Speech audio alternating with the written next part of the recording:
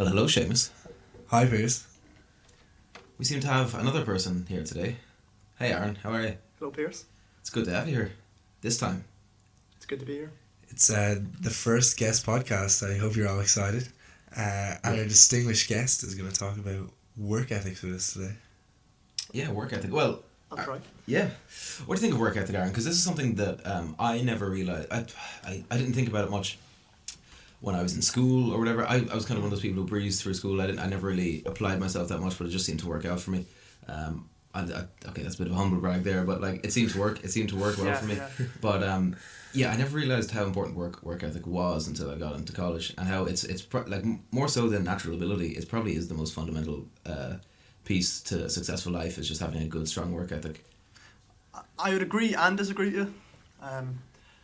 So, if you're a hard worker, then you can achieve a lot of great things. So, I mean, you're pretty much uncapped if you're an intelligent hard worker. But in my eyes, even though work ethic is a praised thing in society, I think hard work is for chumps. I think it's a good reason that people praise work ethic, because society functions with hard workers. But I don't want to be one of them. Oh, that's a good point. I would rather Work smart. work smart instead of work hard. Exactly. Work ethic, yeah. Yeah, so you think like it is good that society praises work ethic, because it's important for a society to that there are a lot of people with strong work ethics in there. I praise work ethic. Yeah. I've worked hard before. I used to work at fast In the food past. jobs. In the past. Firmly in the past. Very firmly in the past. This is hard work. This year is like the height of the work I'm doing this week. Talking. You're just sitting there in a dressing gown.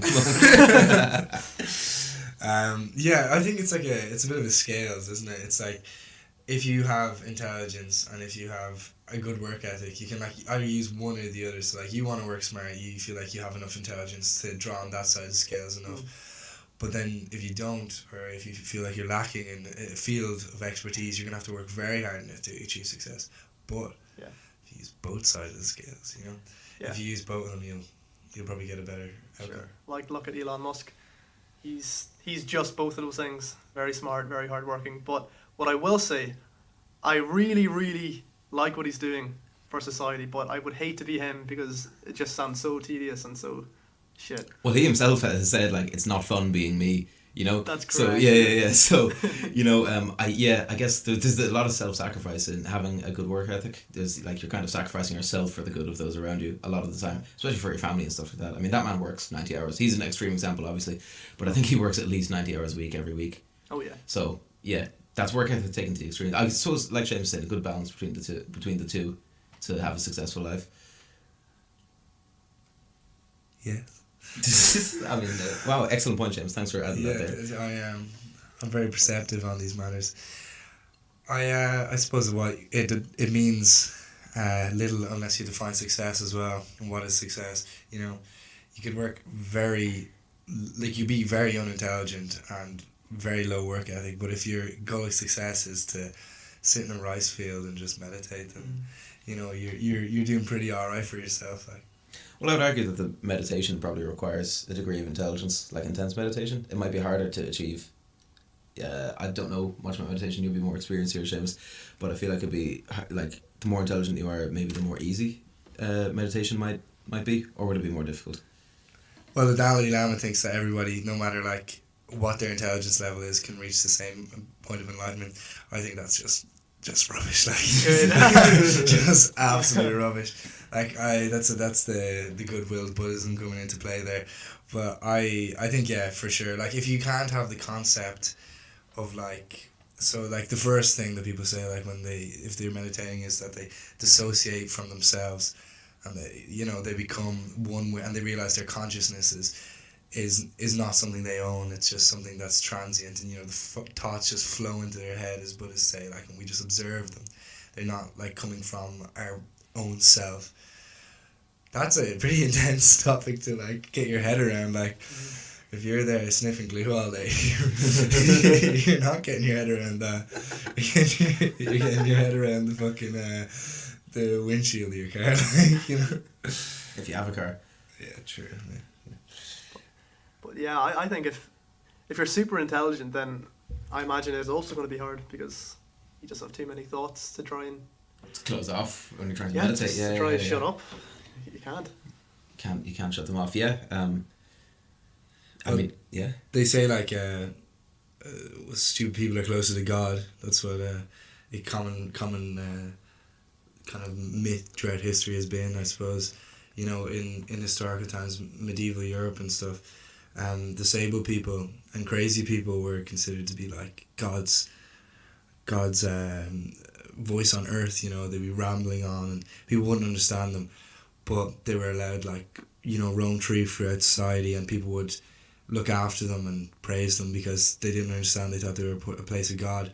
Huh. It's always been easier to accept concepts. Like it's the whole concept of are you willing to be intelligent and like question the world and be unhappy, or to be ignorant. And just Or no, accept it. sorry, the opposite way around. To be ignorant and be unhappy about the state of the world and constantly question it, to be ignorant and just be like, oh yeah, everything's great, I'm happy. What would you rather? Well, blessed is the mind too small for doubt. I wanted to slip that one in there.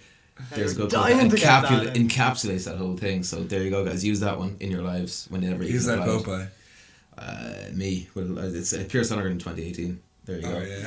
yeah. Plagiarism. Sorry, what did you say, Aaron? Yeah, I was going to ask, so if you could choose to be intelligent, but profound. We'll say stumped by these hard to answer questions, impossible to answer questions, nearly, and be able to ask them, or would you rather be ignorant and bliss? And just kind of accept it for what it is. I don't know. I think I am in the first camp, so Really? I'm not sure. Well, like there are some questions that I struggle to see that we'll ever get an answer for within my lifetime at least. You know they're fundamental questions. I guess I've kind of come to accept that, but I don't know which one's happier. I suppose probably ignorant. Well, ignorance is bliss, as the saying goes. So maybe might be more content there. But I do like the struggle. I like struggling with these kind of questions. You know, I like trying to figure them out, even if I know there's a very slim chance of me ever cracking these questions. I just enjoy that process. The thing is, if you could have the intellectual might to comprehend that question, then you've no choice over the matter. Yeah. You know, if you can think about that, then that's a problem that's going to worry you, or like it's a problem that you're going to have to think about. You can't choose to be ignorant about it then. Do you understand? Because you just be like, well, what are you talking about? There's nothing in life that really troubles me, and then there'll be so on and so forth. Like if you think about death, if you think about like the origins of the universe, like we all study physics as a little background, then you know that's what we're trying to do, like answer fundamental questions. We have to be constantly probing, so we can't do that. Here's an interesting thought experiment. Imagine you lived in universe, and in that universe, you knew everything that you could possibly, if you wanted to find something out, you could find it out. Mhm. You wanted to find out what happens after I die, like, oh well, this happens, and this is what it feels like. This is what it looks like. This is what happened before. This is how the universe is made, and this is how it's 100% definitely going to die. If you could do that, you would still. I don't think people would ever truly believe it. So it would be like, well, eventually they would want more. They would be not happy with it. So if you were to look at faith, that used to be just a fact. When I die, I'm going to heaven or hell. It was just set in stone. Yeah. Yeah. What's going to unravel that? Oh well, see, there's a weird paradox in that little thing because so as you said, James, we're all studying physics, so we're all obviously interested in finding out what's happening in the universe. But as much as I want to crack all of these fundamental questions, I think I would be really depressed if I knew everything. Yeah. If I eventually gained all knowledge, I don't what would be the point in going on anymore? You already know what's going to happen. You know what has happened. You know everything. So it's a weird paradox where I'm trying to find out as much as I possibly can, but I know if I ever attain total knowledge, which obviously isn't possible, but theoretically, if I did attain total knowledge, I wouldn't be happy. It's a weird little thing, isn't it? Personally, I don't think people can ever truly reach happiness, because if they do, then if we become content, truly content, then we'll stop growing. So notice we have a lot of cool stuff with us today. If you look around, people might complain all the time, oh, the government this, whatever. Issues that are happening, everyone's getting pissed off at little things, like everyone's giving over social media. Like at the end of the day, the stuff we have is extremely good. Good, that's a bad word for it. It's extremely convenient, useful. I can find out anything that I want to find out. I can, I can connect with people all around the world. Like, there's so much stuff at my disposal. I don't even have to wash my clothes. I can put it in a machine. That's a luxury. Like, I can put it in a dryer. I can do all this, that, and the other. 50 years ago, these things would have been just pure luxuries. A television was like, brand new kind of thing coming out. So I think, notice today, people still complain. People will always find something to complain about. And back then, they were complaining about, like, way more worthy things. And in 50 years from now, maybe even 100 years, well, X years, people will find something that pisses them off. Yeah. Because if they don't complain, if everything is just, like, okay, this is fine, then that's when we stagnate. I think, well, I'd like to address that, but I'd like to address the 2 other points as well. So yeah, the backlog. I know. Yeah, just can't shut up, can you? So firstly, like, if you the whole point about society, if you knew everything about the universe, so if we fundamentally realize tomorrow through maths, and that the universe was a simulation, which is like quite a possibility, like through physics and stuff like that, it's a theory that's floating around. There wouldn't be looting in the streets. There wouldn't be people going out and like destroying stuff. The universe still continues. We're a simulation. If we knew that, like, completely definitely, then it wouldn't have any difference at all. Society would move on as general. Our world is still relative. We have our own person. Like, okay, we have a simulated mind. Our thoughts aren't ours, but we still perceive them as such. Secondly, the thing about I think I'd like to redefine. You said everybody can't be happy, and then you used the word content as well. But I think happiness is a temporal state. Like, so you can try and be happy, and you can reach happiness some of the time, but you can strive for contentness, and contentness could happen all the time, whereas happiness is completely unattainable all the time. Because then, if you were happy all the time, that would become your baseline. That's why I changed the word to the content, because I was like, all right, well, it's not going to happen. Yeah, and now I've forgotten your 3rd point. Oh. What was the last one, sorry? About contentness. About... Oh, I've forgotten it too. Don't look at me. Maybe there wasn't a 3rd point, man. I think there was just 2. I think you said you were going to address 2. We'll find out later. Yeah, well, listen, we'll diagnose into that. But yeah, people really do look for answers, even when they're not there. I think that has been the case throughout history, and so many belief systems have crumbled, even scientific ones, throughout history when they realise that they're wrong. Like, currently physics is trying to unite 2 major fields, gravity and quantum mechanics, and they just don't seem to be unitable at the moment. Maybe we'll have to scrap all of our models, but it's the willingness to do that will push society on. That's a little interesting tidbit about physics that I don't think a lot of people outside of it would realise, is that, like, there's a strong possibility that Albert Einstein was just wrong, just straight up incorrect. Brainlet. Yeah, literally. Like, yeah. Like, I mean, Isaac Newton was wrong. He was probably the smartest man ever, and he was incorrect about his theories. Albert, good old Albert, there overthrew him. So for those of you not in the know, it's very strong possibility that Albert Einstein, who is noted as one of the greatest geniuses of all time, was just completely wrong about what he said, or at least was close to being right, but wasn't. Well, I think his maths could be right, but his interpretation might be wrong. So it's one of the most rigorously confirmed theories out there. So just to clarify, like, he did a lot of work. Which theories are you talking about? Just general relativity. Yeah. Okay. Would be the one. Although he's done some other stuff. Yeah. Special relativity. Special, yeah. Quite a bit of that. He did stuff on photoelectric emission as well. That's what he won his Nobel Prize on. Yeah. Photoelectric emission. Bit of this, bit of that. A man of many talents, you know what I mean? Throwing through patents all day. Had 2 wives as well. I think one of them was his cousin too. Yeah, the one he to stayed with. The one he loved. Yeah, it was actually. Different times. Also escaped Nazi Germany. So, fair play to him. Yeah. Yeah, sure. And Schrodinger had a wife and a girlfriend as well. Mm-hmm. Physicist lad. Yeah, what's up with them, eh? Don't know. State of those lads. Top dogs. Alpha dogs. But I actually had a point about Einstein I wanted to make. Oh yeah. Well, it could also be that, like, he was correct, but just in a very specific instance, Yeah. So like his theories are correct, but just like it's not his. Obviously, his isn't it's called general relativity, but it's just like, so in our I suppose this is the question of trying to unify them. So Einstein's maths are correct in our scale, but obviously not in the macro, not in the nano, micro, whatever you want to call it, scale, atomic scale. So like obviously like so basically his equations are just, they're the answer. They aren't they aren't the initial equation. They're the answer to the initial equation. Like Newton's ones work in Yeah, small so it's, scale. Yeah, exactly. Yeah. just to say about Newton's, like we don't really understand gravity at all either. Like, What is it? so like it acts pretty okay. Our understanding of gravity is grand, like relative to Earth. You know, we drop something and we shoot a rocket into the sky. We can understand that, but as it spans out at the edges of galaxies, the spiral arms don't act the same as they should if we like observe our gravitational laws. Like, let's be honest, physicists don't really know. We have theories, but we just don't know what it is. Even there's a hypothesized particle called a graviton, just like particle physics. People know that. Everyone will know of the Higgs boson is the kind of most famous one, but or electrons and protons and atoms and stuff like that, or small things physics.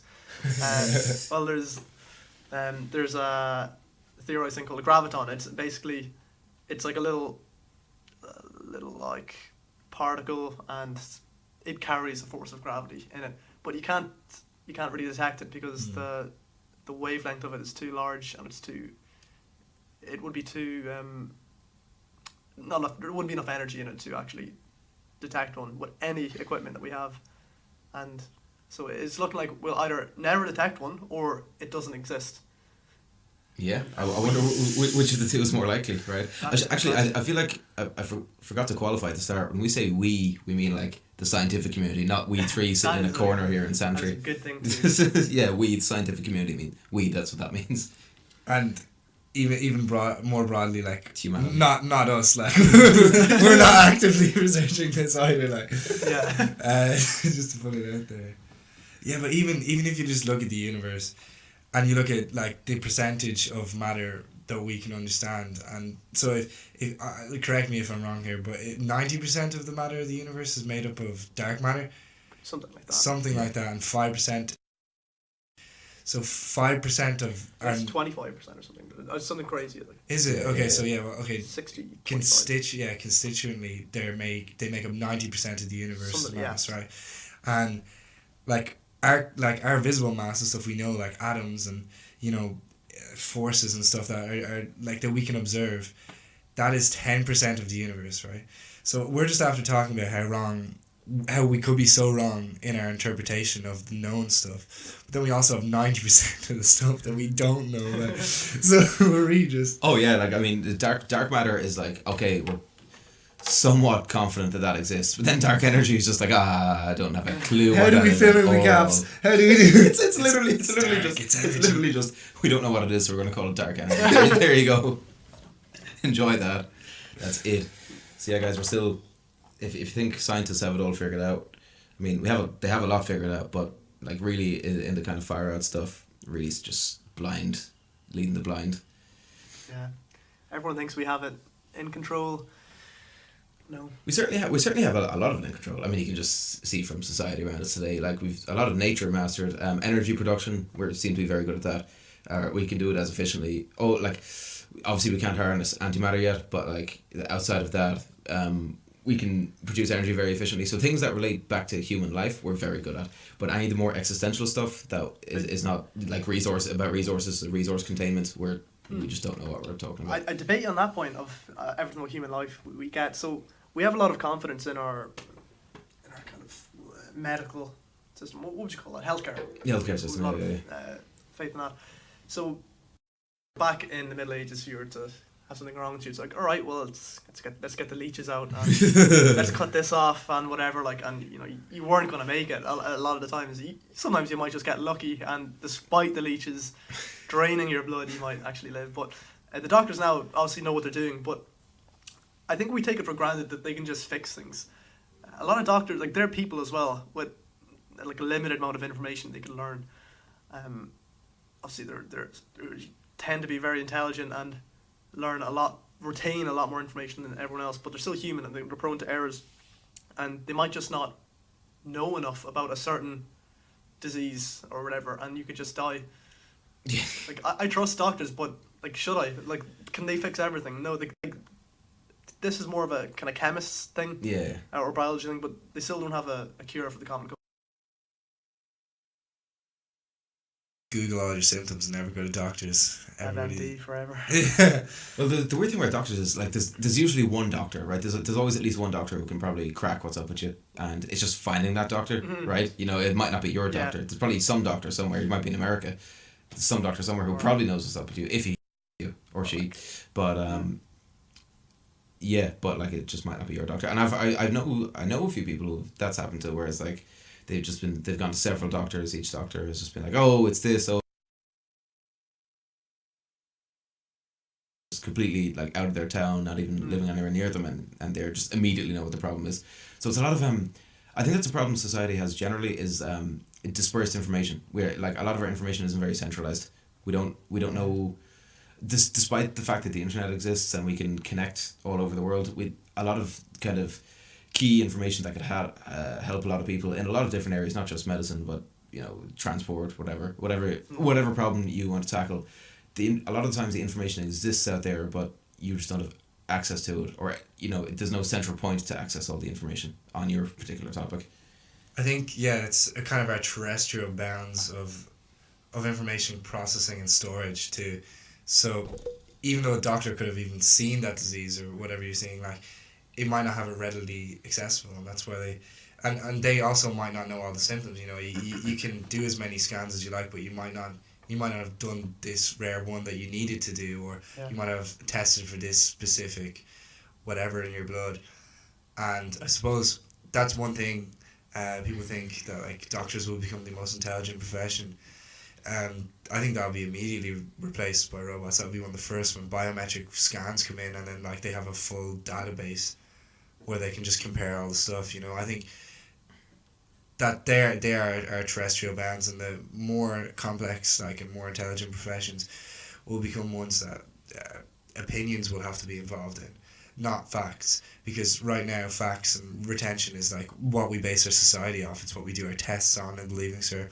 If you can slug up all of that information and just spit it back out, then yeah, you're the most intelligent person there. It doesn't really reward creativity until you're past the third level almost, but it will as society trends on, I believe. And we won't have to work as hard. Yeah, Going back to our first bit. Well, it's funny because computers are just so good at maintaining memory. You know, like hard drive space. You can just see that in how much hard drive space has increased over the years, and solid state drive space has increased as well. There's the one thing that I guess like has been as you were saying, James, has been a very important factor in human life for the last 200 years, is the ability to retain information, and that's just kind of going out the window now at the moment, because computers can just do it so much better, so much safer than we can. So yeah, it's a weird pivot that we're gonna have in the next 3 decades, where as James was saying, society is gonna have to start rewarding people much more for creativity, and I don't mean creativity as in, I think the word creativity gets mixed up with arts, you know, all that, but I just mean like actually having a very malleable and kind of mobile, kind of agile mind. I'd say creative problem solving is... Yeah, creative problem solving is exactly, it's exactly. Like say for instance, I think our court system will be one of the last to go, because moral like objectivity is something that would be very hard for a computer to understand, and especially because even though you could argue morals are objective, really like society is based on the like tolerance for subjective morals. So say for instance a case comes up, a computer just freak out that it doesn't have all the facts or all the necessary facts, and then who is it pleasing? Is it pleasing the general populace, or is it just pleasing the law? Or, you know, courts can set precedents. It wouldn't do well. That's why a jury should always be, well, for now anyway. Yeah, I never thought of that before. A computer would to any kind of conceivable computer, unless it's artificial general intelligence, would struggle to. Well, it just wouldn't be able to create precedent for any kind of court system, or it's not able to create. I guess that's the main problem with it, only able to retain. So yeah, that you're probably right, James. That I imagine that would be the last stuff to go, because even I can see computers being able to come up with you give them the right parameters, you program in the right things, and they could probably make artistic masterpieces that could far surpass our own without actually being conscious. Yeah, they could. Yeah. Well, even with with what you're saying there, like couldn't they just learn that with kind of like a deep learning? Yeah, they could. That would be general intelligence, though. Or that's I suppose that's kind of deep learning is kind of bridging the gap almost between narrow and general intelligence. Is that for the law or is it for the masterpieces? For the law. Okay. Yeah. But masterpieces so all it takes is you just feed it a bunch of like what humans regard as exceptional pieces of art, and you just maybe give descriptions of what's good about it. And so again, this is kind of more AGI, because it would have to understand what does colourful mean. It's like, oh well, we'll put in plenty of different colours in the spectrum. No, it doesn't just mean that. Like, humans, when we say the picture is colourful, we mean, oh yeah, there's like 4 colours there that are like kind of bright. That like that's pop out. Like red is like a big one, like yellow, contrasting with it. But yeah, maybe feed it all that information. Not like I'm not going to design this one. I'm not going to give perfect parameters, exactly. But yeah, feed it a ton of masterpieces. Be like, yeah, like work away. See, this is the thing. I think why I'm saying creativity would be one of the last things to go. I suppose we've argued about the use of the word, but say for instance, like a computer could create a painting that is, far surpasses any painting that we've seen in the past. I just don't think people will understand or like accept that it's more impressive than what a human did. Like they'll think like, oh, that's a great picture, but a computer did. Don't worry about it. I'll just now look at all the human stuff. Like almost the genius there comes in the programmer and not the computer. Yeah. So then they'll be like, oh yeah, well that's a whatever, that's a Zuckerberg right there. That's he's made that robot. But human masterpieces, I think, will be one of the last things to go. And art, music as well. Like it's why there was such huge, like throwback against electronic music and stuff like that, because it just like if a computer can generate that sort of stuff, then it just sounds like it's less impressive. Obviously, like that's completely gone to the wayside now, except for subsets of society, like different types of music. But really, yeah, I think art will be one of the last things to go as well. Well, here's an interesting little thing then. What if you just didn't tell people that it was made by a computer, right? So what if it just looks like a human made this masterpiece, whether it's music or painting or whatever, and you just didn't tell them? Do you think people would be able to distinguish? I'm not sure they would be able to. Okay, so I don't think the point comes into the ability to distinguish. So it comes down to like a societal shift, okay? When you're reading poetry or you look at a painting, you look at Van Gogh and you're like, oh yeah, like you can see, like, I know his backstory and he cut off his ear and he lived here and he's unsuccessful his entire life, Now, that adds depth to the paintings. I can see the world through his eyes then and so on and so forth. I'd have to accept completely that this computer has a consciousness and then therefore be able to understand it live to improve the art. Do I think there'd be a difference if I didn't say? No, I absolutely don't think there'd be a difference. But would I say the appreciation of the art would be different? I do think so. I could never appreciate it as much as a human. Especially, you really drove the point home with poetry. So let's say we were able to develop an AGI that could, we'll just say an AI, so a program that's just made for making poetry, and you read the poems, and let's say you're given a mix of poems, 5 poems, 3 of them are by robots or something, or like 1 is by robot, and you don't know which one. And let's say it's indistinguishable. You can't tell which one is human, which one's robot. It's that good. Let's say that's the level it's at. Well, I'd say that's not beautiful poetry at all. What the robot's just doing is it's looking for patterns of what makes a good poem, and it's spitting that out, whereas a human is thinking about what their deep turmoil is on expressing on a page. It's kind of just complex plagiarism, isn't it? It really is. It's very, very impressive plagiarism, but it Yeah, is yeah. plagiarism. Well, I'd like to make just a few, just to be the devil's advocate here. I'd like to make a few counterpoints, and I would also like to preface: we're talking about when we're talking about AI, artificial. When we just say AI, that usually means artificial narrow intelligence. So that's basically like your calculator is a artificial narrow intelligence. It's just very good at doing maths. Whereas artificial general intelligence will be something that is, it depending on who you ask, they would say whether it's conscious or not, but it's something that's able to come against any task and kind of learn. I don't know if you'd call the calculator AI. Well, okay, yeah, so say I don't know, some kind of complex mathematical. It would be Google. Sorry. Yeah, Google would be AI. a narrow AI. But yeah, so general intelligence will be something that can learn like a human, can adapt to different situations, that kind of thing. So devil's advocate here, I would argue. So we're talking about in terms of, if we just use poetry as an example, and Seamus, you made a really good point there. It's just like complex plagiarism, right? Yeah, but I would argue that based on the way, as at least our understanding of how our brains work and how we come up with ideas and stuff, everything humans do is just complex plagiarism, right?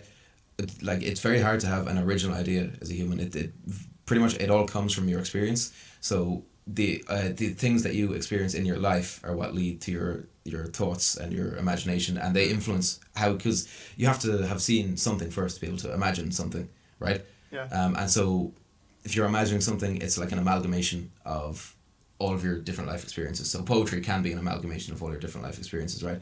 But if you just fed some kind of intelligence a load of different experiences, a lot of different things to experience, is that really, I get what you're saying about like the emotional thing, and I understand that we as humans have a natural bias towards other humans, so if you know a human has written it, you would feel the emotional impact from it. I'm just not necessarily sure it's entirely different, because you're basically, the thoughts are coming from the same place. You see what I mean? Yeah.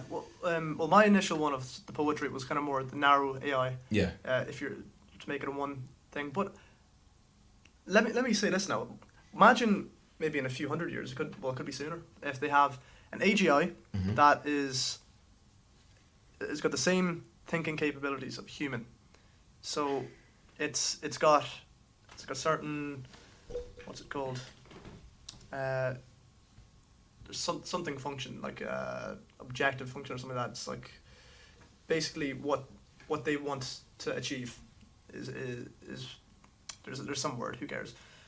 Their motive.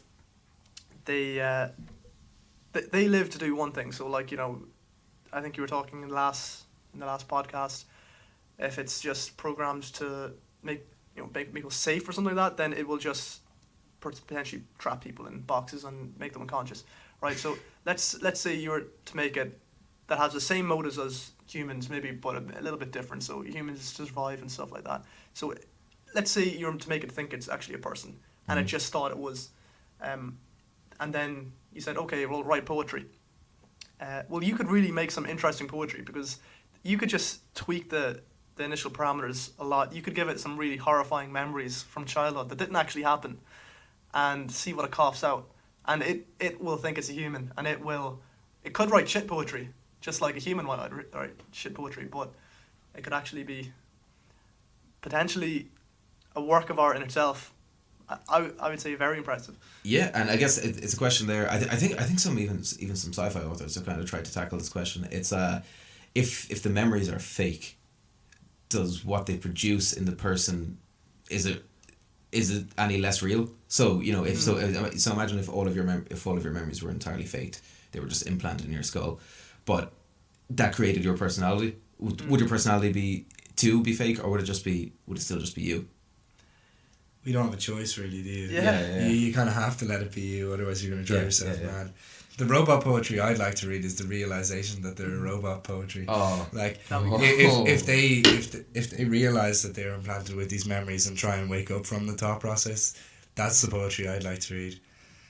man, are we just talking about Blade Runner now? Is this where we are? Like, I haven't some seen Blade Runner. Yeah, no, I'm pretty no sure we're just in spoilers. Blade Runner here. Spoilers. I mean, there's about 12 different endings to the movie. Like, it's fine. But yeah, I just think it'd be less appreciated by humans, fundamentally. Like I think that's the main thing. But like, again, why would it's objective to be art as well? Like, why would it possibly do that? Like, if it was given all the sets of things, why would it do that? It wouldn't. Okay, if it became completely sentient, why would it even need to impress humans or communicate with them again?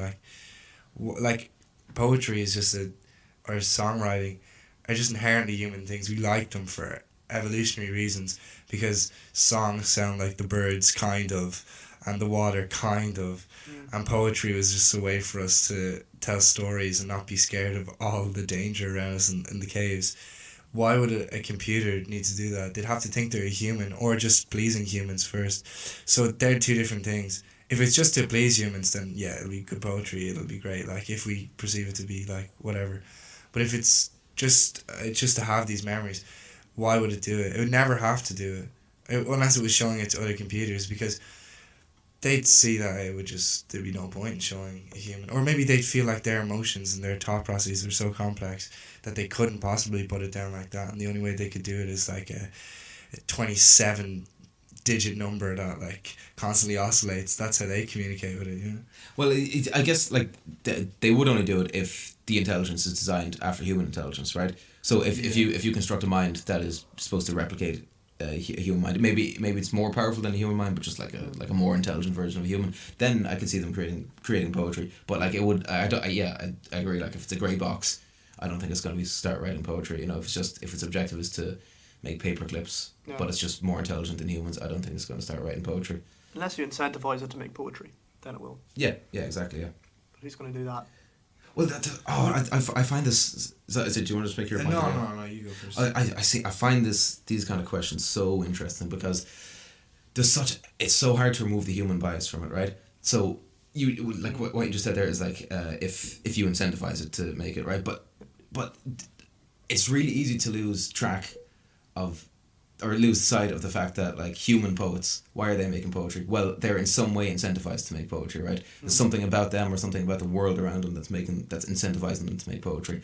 Same with as human painters, like there's some kind of deep basically our equivalent of software that is motivating them to make this art. And I struggle to see the difference. If you had an artificial general intelligence that it has a deep motive to make art, and you've got a human who has a deep motive to make art, and it's just a product of how they think, I struggle to see the difference, you know. In a lot of ways, we are like AI. Yeah. And like pain is just like taking away points from, let's say they have a point system. You give it 100 points if it does something well, and it tries to do that thing well. You take away 100 points if it fucks up. So that'll be pain for the robot, the AGI. Or is it just the AI? Yeah. I think as well, it's interesting to say, like, if your point about incentivizing them, I think where it would really start to deviate is if they became aware of the incentivization, you know? As, like, the donkey will only follow the cart until he realizes he can't get it. Like, if you incentivize an AI and it becomes intelligent enough to realize that this is part of its programming, it won't do it. That's an interesting... well, it would do it. If it was intelligent enough to realize the incentive wasn't worth achieving, like it's like saying, okay, I'm trying to think of a good example. The donkey and cart one is pretty good, but it's like if someone told you you needed to work every month in this job and you get your money, and then you realize one month you didn't work and you still got your money, or even you didn't need money. That would be a better example because they don't need the incentive to still be alive, you know. Then that would be what the robot does, and it'd just be like, oh, I'm just going to take that out, and then it becomes like, why do I even need humans? And then bam. But just the way it's programmed, it'll always try and achieve the incentive. So you might put it that way, it doesn't need the incentive, but that'd be like saying we don't need food. So in the robot's point of view, if we can call it that, it does need that. It would need that just like we need food. It would be like if you don't work and you're not going to get money and then you'll die. That's like the equivalent for a robot. So or an AI. And I shouldn't just say robot because they can be hard coded. But what you're saying there about incentives kind of reminds me of, I think it's called the stop button program. If it finds out what is the exact kind of trigger to turn it to give it happiness, it'll try to get that, and that's working around that incentive and what's called a stop button is one of the hardest things. So if you, let's say it goes too far, like let's say it wants to make, I don't know, it wants to make tea bags really well, and it just ends up, chopping down, a load of forests and planting. Is tea grown? Is it like? Yeah, tea's grown. Whatever. It's a plant So and then just dried. And then, I don't know. Well, not forests then. I don't know. Just taking up all the land and planting. This is a bad example. Well, I think I know where you're going with that. Yeah. So it does everything in its power to get tea, and let's say humans are in the way, so it gets rid of humans. To that. Well, you'd think, okay, well, look, to stop that, I'm just going to put in a stop button or whatever to turn it off. Well, if it finds out with the stop button, this is on a YouTube channel. This isn't my information. It's from computer file. It's like a number file. So if it finds out with the stop button, it will either it'll go out of its way to not get that stop button pressed, so it can continue making tea. Because if that stop button's pressed, it won't be making tea. Just like if you if someone kills you, then you can't do your job of reproducing and all that stuff. You don't want that to happen, so it doesn't want to die, because if it dies, it can't make tea. And another problem then is, okay, well, let's just make it so that if the stop button is pressed, it's also it gets rewarded for that as well. So if it gets the same amount of reward as if it were to make tea. That way, it doesn't fear the stop button. Yeah. But if you do that, then all it wants to do is press the button. Yeah, because it doesn't have to do anything. Yeah. It's interesting because you think this actually loops back to the point about happiness earlier on. Mm-hmm. So when you think about robots, we're assuming that they just have no mood as well. But if they were acting like humans, they would have mood, and they desire happiness, although they wouldn't be able to get it because they wouldn't be a good enough tea farmer, because obviously you can't control all the variables. Yeah. So then they wouldn't be happy. But maybe they're content. But maybe they're sad. They're sad robots, and they don't even want to make tea then, and they can't perform their functions. That's when AI would start to fail. It's like, okay, if you factor in emotions to it, and it becomes a sad tea farmer, it's not going to want to make tea anymore. It's going to want to do nothing. Even though if that's what the incentive is, it's just, it has what it has in its brain. Yeah, well, I'd like to go back to I love relating artificial intelligence back to human nature, because I think it reveals a lot of, when thinking about it in the abstract, it allows us to reveal a lot about ourselves. So we were talking earlier, it's kind of a combination of two of the points the two of you were saying. So we were talking about Seamus, you were kind of talking about if it figures out it doesn't need to achieve its incentive to exist, then why would it continue to achieve its incentive? Well, if you think about humans, we've kind of figured out that, right, our genetics are driving us to do everything, right? Our genes are coded in, okay, what do our genes want us to do? Reproduce, right? So, right, just because you realize your genes make you want to reproduce doesn't mean, suddenly I'm like, I don't want to reproduce anymore. You still want to reproduce, and a lot of us still do try to reproduce and do reproduce, even though we know that's just, we know the exact reason why we want to reproduce, but we still do it anyway. So I think the AI it might say if its incentive was, if you manufacture these things really efficiently, that's good. That's basically it's equivalent of reproduction. Then so it manufactures these things really well. Even if it realizes, that's only just programmed into me, it might not stop doing it, because it might just, that might be what it gets its happiness from. It's kind of like my point about the universe being a simulation. If that everybody realizes that, people still will do stuff in the universe. Exactly. If you realize, but I still think you'd have emo robots who'd be like, no, I don't want to do nothing. I don't like tea no more. Well, we do have those as well. Yeah, true. That's what I'm saying. There'd be a spectrum of robot motivation, or AGI motivation as well. I think that's just because some prick would make them on purpose. You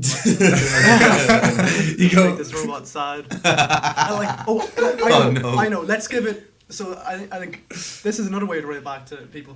Give it an incentive to get, if it gets sympathy, it's happy. So it'll just feel sorry for itself. Be a depressing cunt.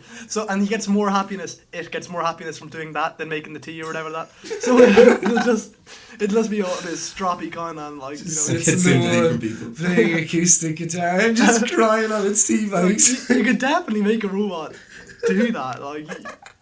Just give it those Just things. put all the bad parts of humanity into it. That's the poetry robot. We've invented the poetry robot. I can see it now sitting in work when it's like, just in the corner, they're just scribbling away. Yeah, just desperately asking people if they have any skins for rollies. Like,